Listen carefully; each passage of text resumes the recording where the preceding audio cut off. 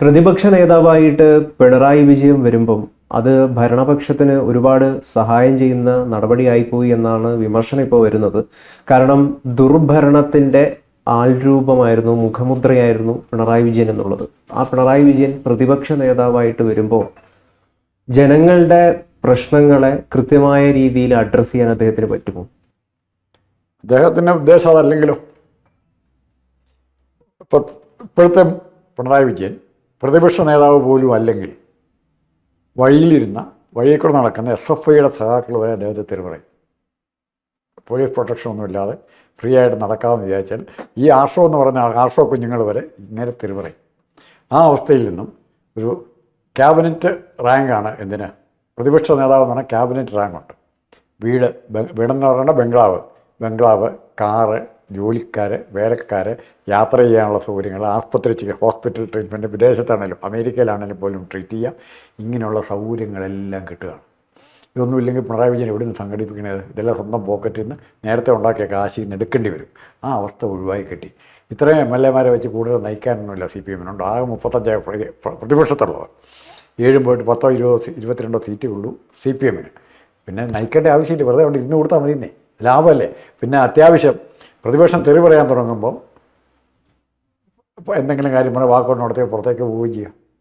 ഇപ്പം മാത്യു കുഴൽനാടനും രമയും എത്ര പേരെ വ്യക്തിപരമായിട്ട് അധിക്ഷേപിച്ചിട്ടുള്ള ആളാണ്. ഒരു മുഖ്യമന്ത്രി എന്നുള്ള നിലയിലല്ല മറുപടി പറഞ്ഞിരിക്കുന്നത്. പല സാമാജികരെയും, കുഴൽനാടനെയും, രമയും, മാങ്കൂട്ടത്തെയും എല്ലാം വ്യക്തിപരമായിട്ട് അധിക്ഷേപിച്ചിട്ടുള്ള ഒരാളാണ് പിണറായി. അപ്പോൾ ആ അതേ പകയോടെ ഇവർ തിരിച്ച് സംസാരിച്ചാൽ ഇപ്പോൾ TP രമ സ്പീക്കറായിരിക്കണം, സ്പീക്കറോ ഡെപ്യൂട്ടി സ്പീക്കറോ എന്തോ ആയിക്കോട്ടെ, ആ പോസ്റ്റിലിരിക്കുമ്പോൾ പിണറായി വിജയൻ എങ്ങനെ അവരെ അഭിസംബോധന ചെയ്യുന്നത്? ആസ്ഥാന വിധവയെന്ന് പറയുമോ? സ്വരാജ്, ഇയാളുടെ കൂടെയുള്ള സ്വരാജ് ആസ്ഥാന വിധവയെന്ന് പറഞ്ഞാൽ ഇവരെ പറ്റി പറയുമ്പോൾ TP രമയെ പറ്റി പറയുമ്പോൾ മിണ്ടാതിരുന്നു. ആര്? പിണറായി വിജയൻ മിണ്ടായിരുന്നു. എന്ത് മനുഷ്യത്തേക്ക് പറയാൻ പറ്റുന്നത്? അങ്ങനെ ഓരോ സംഭവങ്ങളും ഇയാളുടെ കാലത്തുണ്ടായ ഓരോ സംഭവങ്ങളും തികട്ടി മറ്റുള്ളവരിലേക്ക് വരികയും അല്ലെ ഭരണകക്ഷി MLA-യിലേക്ക് വരികയും അവരുടെ ഫത്സനങ്ങൾ മുഴുവൻ കേട്ടുകൊണ്ട് തല കുമ്പിട്ടിയൊക്കെ നിയമസഭയിൽ ഇരിക്കേണ്ടി വരും. ആ സിറ്റുവേഷൻ ഉണ്ടാക്കിയില്ല. അടിയന്തര പ്രമേയം എന്തെങ്കിലും അവതരിപ്പിച്ചിട്ട് പെട്ടെന്ന് വാക്കൗട്ട് നടത്തി പുറത്ത് ഒന്നുകിൽ അയാൾ പോവും, അല്ലെങ്കിൽ അയാൾ നിയമസഭ വരാതിരിക്കും. എത്ര ദിവസം വരാതിരിക്കാവോ, ലീവ് എടുക്കുക, അത് മുഴുവൻ എടുക്കും. പക്ഷേ ആനുകൂല്യം മുഴുവൻ അല്ല. അത് പിണറായി വിജയനെ പ്രതിപക്ഷ നേതാവാക്കുമ്പോൾ അവിടെ സംഭവിക്കുന്ന പ്രശ്നം എന്താണെന്ന് വെച്ച് കഴിഞ്ഞാൽ, അദ്ദേഹത്തിന് ഇത്രയും കാലം അദ്ദേഹം ഭരിച്ചപ്പോൾ ജനങ്ങളെ വെറുപ്പിച്ചിട്ടുണ്ടായി. ആ വെറുപ്പിച്ചതിൻ്റെ ഭാഗമായിട്ടാണ് LDF 35-ലേക്ക് ഒതുങ്ങേണ്ടി വന്നത്. അതായത് കൃത്യമായിട്ടുള്ള പരാജയം അദ്ദേഹത്തിന് നൽകി എന്നുള്ളതാണ്. അങ്ങനെ പരാജയം നേരിട്ട ഒരാള് ജനങ്ങളുടെ യഥാർത്ഥ പ്രശ്നങ്ങളെ അഭിസംബോധന ചെയ്യേണ്ട ഒരു പോസ്റ്റാണ് പ്രതിപക്ഷ നേതാവിൻ്റെ പോസ്റ്റ് എന്ന് പറയുന്നത്. ആ പോസ്റ്റിലേക്ക് പിണറായി വിജയൻ തന്നെ വരുന്നു എന്ന് പറയുമ്പോഴാണ് ഓൾറെഡി ജനങ്ങളെ വെറുപ്പിച്ചിട്ട് ജനങ്ങള് തോൽവി നൽകിയ ഒരാളാണ്. അങ്ങനെ ഒരാളെ ഇതേ പോസ്റ്റിലേക്ക് പ്രതിഷ്ഠിക്കുക എന്ന് പറയുമ്പോൾ അത് ജനങ്ങളോട് കാണിക്കുന്ന ഒരു തരം പ്രതികാരല്ലേ?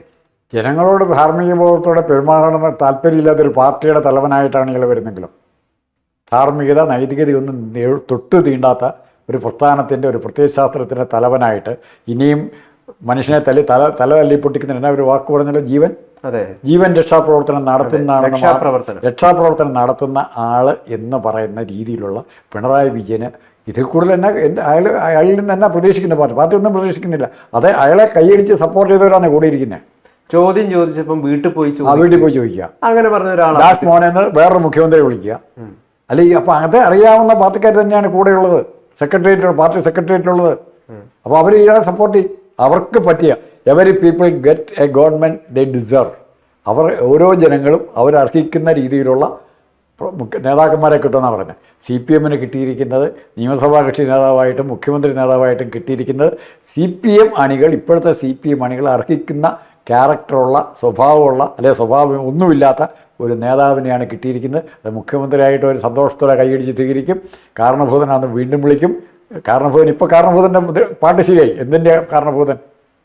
ഇടതുപക്ഷത്തെ തോൽപ്പിച്ചതിൻ്റെ, CPM-നെ തോൽപ്പിച്ചതിൻ്റെ കാരണഭൂതനെ വേണമെങ്കിൽ വിളിക്കാം. ആ പിണറായി വിജയനെ കൈയടിച്ച് സ്വീകരിക്കുന്ന അണികൾക്ക് വേണ്ട നേതാവ് ഇത് തന്നെയാണ്. ഞാനോ നിങ്ങളോ പരിയോഗിച്ചിട്ട് കാര്യമുണ്ടോ? അവർ തിരുത്താൻ ഞങ്ങൾ തയ്യാറല്ല എന്നതിൻ്റെ ഒരു ഉദാഹരണം തന്നെയാണല്ലോ പ്രതിപക്ഷ നേതാവായിട്ട് വരുന്നു എന്നുള്ളത്.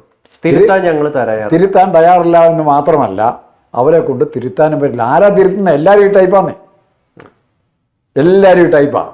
ഇപ്പോൾ ഹിന്ദി അക്ഷരമാല അറിയത്തില്ലാത്ത ഒരാൾ എല്ലാവർക്കും ഹിന്ദി ട്യൂഷൻ എടുത്താൽ എങ്ങനെ ഇരിക്കും?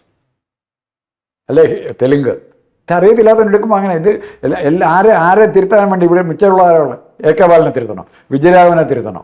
അതോ ചിന്താചോറവനെ തിരുത്തണോ? ആര്യരാജേന്ദ്രനെ തിരുത്തണോ? ആരെയും ഇവർ തിരുത്തുന്നത്? ഇതാ കൂടിയുള്ളത്. ആർഷോയെ തിരുത്തണോ? ഇത്തരം ആൾക്കാരെ തിരുത്താൻ വേണ്ടിയാണോ? അത് നടക്കില്ലാത്തുള്ള കാര്യം. ഘടകകക്ഷികളോട് LDF-ലെ ഒരു തീരുമാനം, അഭിപ്രായം ആരായുക എന്ന് പറയുന്ന ഒരു പ്രധാനപ്പെട്ടുള്ള ഘടകമാണ്. ഇപ്പം PM ശ്രീയിലടക്കം ഒപ്പിടുമ്പോൾ ക്യാബിനറ്റിനെ പോലും അറിയിക്കാതെ, ഘടകകക്ഷികളെ പോലും അറിയിക്കാതെയാണ് എന്താണ് തീരുമാനം കൈക്കൊണ്ടത്. രഹസ്യമായിട്ട് CPI ഒക്കെ വലിയ പ്രതിഷേധം അതിൻ്റെ പേരിൽ ഉയർത്തുകയുണ്ടായി. CPI പോലും കഴിഞ്ഞ ദിവസം പറയുകയുണ്ടായി പ്രതിപക്ഷ സ്ഥാനത്ത് പുതിയൊരാൾക്ക് കൊടുക്കണം, പിണറായി വിജയനൊന്നും അവിടെ കൊണ്ടിരുത്തരുത് എന്ന്. അതുമാത്രമല്ല, ചില CPM ജില്ലാ സെക്രട്ടേറിയറ്റ് അംഗങ്ങളൊക്കെ ഇതിലിപ്പം പ്രതിഷേധം അറിയിച്ചിരിക്കുന്നു. അല്ല, കണ്ണൂർ ജില്ല, പത്തനംതിട്ട ജില്ലയിലെയും കൊല്ലം ജില്ലയിലെയും ഒക്കെ ആൾക്കാർ പ്രതിഷേധമായിട്ടുണ്ട്. ഇങ്ങനെ വെച്ചോണ്ടിരിക്കാൻ പറ്റിയില്ല എന്ന് പറയുന്നുണ്ട്. പക്ഷേ അപ്പോൾ ഇവിടെ പാർട്ടിയുടെ ഇപ്പം നിലവിൽ ഈ തീരുമാനങ്ങൾ എടുക്കേണ്ട party secretariat, party state committee എന്ന് പറയുന്നത് കംപ്ലീറ്റ് ഇത്തരം പാർട്ടികളാണ്. എന്നായി എന്ത് ചെയ്യുമെന്ന് പറ. ഇത് തിരുത്തണം എന്ന് ആഗ്രഹമുള്ളവർ ആരെ പാർട്ടിക്കകത്തുള്ളത് എന്നുവെച്ചാൽ തിരുത്താൻ ഓർഡർ ഇടാൻ പറ്റുന്നവർ ഓരോ അണികൾ മുദ്രാവാക്യം വിളിക്കുക, അത്രയേ ഉള്ളൂ. തിരുത്തിച്ചിട്ടുണ്ട് അണികൾ. അന്ന് അച്യുതാനന്ദനെ പോലൊരു നേതാവ് മറുവശത്തുണ്ടായിരുന്നു, അല്ലെങ്കിൽ അതിൻ്റെ പകുതി കഴിവുള്ള ഒരു നേതാവ്. എനിക്ക് തോന്നുന്നത്, എൻ്റെ ബലമായ സംശയം എന്ന് പറയുന്നത്, ഇതിൻ്റെ പിന്നിൽ മറ്റൊരു നിഗൂഢമായ ലക്ഷ്യമുണ്ട്. ആ ലക്ഷ്യം എന്ന് പറയുന്നത് BJP അണികളിൽ CPM-നെ പരിപൂർണമായിട്ടും BJP അണികളിൽ BJP-യിൽ എത്തിക്കുക. അതെ അതെ. CPM അണികളുടെ CPM എന്ന പാർട്ടിയെ പരിപൂർണമായിട്ട് ഇപ്പൊ ഒരു 30% തകർന്നു, ഇനിയിപ്പോ പരിപൂർണമായിട്ടും തകർത്ത് കയ്യിൽ കൊടുക്കുക. ആ അണികൾ അല്ല, മാത്രമല്ല തകർക്കുന്നതിന്റെ ഉദ്ദേശം എന്ന് പറഞ്ഞാൽ ഈ അണികളെ BJP-യിൽ എത്തിക്കുക എന്നുള്ളത് തന്നെയാണ്. അത് കോൺഗ്രസിൽ അങ്ങനെ കുറേ ആൾക്കാരുണ്ട്, കോൺഗ്രസ് പാർട്ടിയിലുമുണ്ട്. BJP എല്ലാ സ്റ്റേറ്റിലും വളർന്നത് എങ്ങനെയാണ്? ഇപ്പോൾ ത്രിപുരയിലൊക്കെ മാർക്സിസ്റ്റ് പാർട്ടി കമ്മിറ്റി മൊത്തം കൊണ്ടുപോയത്, മൊത്തം ബംഗാളിൽ പല ജില്ലാ കമ്മിറ്റിയും കൊണ്ടുപോയി. അപ്പോൾ അങ്ങനെ ഒരു സാഹചര്യത്തിലാണ് ഇവിടെ നിൽക്കുന്നത്. CPM-ൻ്റെ അണികളെ BJP-യിൽ എത്തിച്ച് കൊടുക്കുക എന്നുള്ള കച്ചവടത്തിൻ്റെ, പച്ച കച്ചവടത്തിൻ്റെ ഭാഗം തന്നെയാണിത്. നല്ല ആരെങ്കിലും ഉണ്ടായിരുന്നെങ്കിൽ ആക്കായിരുന്നു. ഇപ്പം നിലവിൽ നേരിടുന്ന പ്രതിസന്ധി എന്ന് പറയുന്നത് ബാലഗോപാലുണ്ട്, മുഹമ്മദ് റിയാസ് ഉണ്ട്, പിണറായി വിജയനുണ്ട്. പ്രമുഖരായിട്ടുള്ള ഇത്തരം 3 പേരാണ് വിജയിച്ചിരിക്കുന്നത് 35 പേരിൽ. ഇവരെ 3 പേരും അല്ലാതെ ഒരു പുതുമുഖ ഫേസ് പ്രതിപക്ഷ നേതാവായിട്ട് വരട്ടെ എന്ന് പറയാനുള്ള ആർജവം പാർട്ടി കാണിക്കേണ്ടതാണ്. നമ്മളെ ശൈലജ ടീച്ചർ ഒരു മൃത്യുവാണ് അവർക്ക് വഹിക്കേണ്ടി വന്നത്, അല്ലെങ്കിൽ അവരെ ഇല്ലാതാക്കുകയാണ് ചെയ്തത്. അവർ ജയിച്ചിരുന്നെങ്കിൽ അവരെ ആക്കായിരുന്നു. അവിടെ തോറ്റില്ലേ?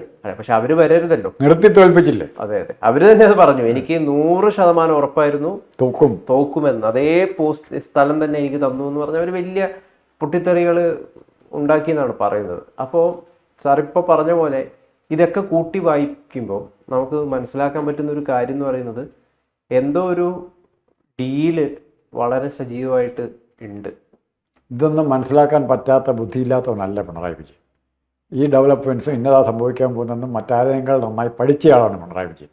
പക്ഷേ പിണറായി വിജയൻ്റെ മുമ്പിൽ ഇത് മാത്രമേ മാർഗമുള്ളൂ. താൻ ഉണ്ടാക്കിയ ആരോഗ്യം പോയി, റിയാസിനെ കൊണ്ടുവരാൻ പറ്റുന്നില്ല, സ്വപ്ന സുരേഷിൻ്റെ പേരിൽ സ്വപ്ന സുരേഷിൻ്റെ മകൾ വീണ വിജയൻ്റെ പേരിൽ പല കേസുകൾ, ഇത് എല്ലാം പരിഹരിക്കണമെങ്കിൽ ഒറ്റ മാർഗ്ഗമേ ഉള്ളൂ, മോഡി ശരണം. അല്ല, ഒരു MLA മാത്രമായിട്ട് അദ്ദേഹം, ധർമ്മടത്തെ MLA മാത്രമായി അദ്ദേഹം തുടരുകയാണെങ്കിൽ ആരെങ്കിലും അദ്ദേഹത്തെ വിലമതിക്കുമോ? അല്ലേ, അതിനാണ് ഇപ്പോൾ ക്യാബിനറ്റ് റാങ്കാണ്, മിനിസ്റ്ററാണ്. ഒരു മിനിസ്റ്റർ കിട്ടുന്ന എല്ലാ സൗകര്യങ്ങളും ഇയാൾക്ക് കിട്ടും. ആ അഡ്വാൻറ്റേജ് മാത്രമേ നോക്കിയിട്ടുള്ളൂ ഇങ്ങനെ. അതായത് ലാഭത്തിൽ കിട്ടിയാൽ എല്ലാം വേണം, ഒന്നും വേണ്ടെന്ന് വെക്കുകയില്ല. കോൺഗ്രസ് അക്കാര്യത്തിൽ കുറേ ഭേദം. അതായത് 10 വർഷം ഭരിച്ചു, 10 വർഷം അധികാരത്തിലിരുന്നു, എന്നിട്ടും മാറിയിരിക്കാൻ ഞാൻ തയ്യാറല്ല. അധികാരത്തിൻ്റെ അധികാരം തന്ന സുഖമുണ്ടല്ലോ, ആ സുഖം വിട്ടുകൊടുക്കാൻ ഞാൻ തയ്യാറല്ല. ആ കാഴ്ചപ്പാട് ഇങ്ങേർക്ക് ഉണ്ട് എന്നുള്ളത്, അധികാരത്തോടുള്ള ഇത്രമാത്രം ഭ്രമമുണ്ട് എന്നുള്ളത് അച്യുതാനന്ദനുമായിട്ടുള്ള ബന്ധത്തിൽ തന്നെ അറിയാം. ജനപിന്തുണ മുഴുവൻ അച്യുതാനന്ദനായിരുന്നു. എന്നിട്ടും അച്യുതാനന്ദനെ സീറ്റ് കൊടുക്കാതെ, മത്സരിപ്പിക്കാതെ ഒഴിവാക്കി നിർത്താൻ നോക്കി.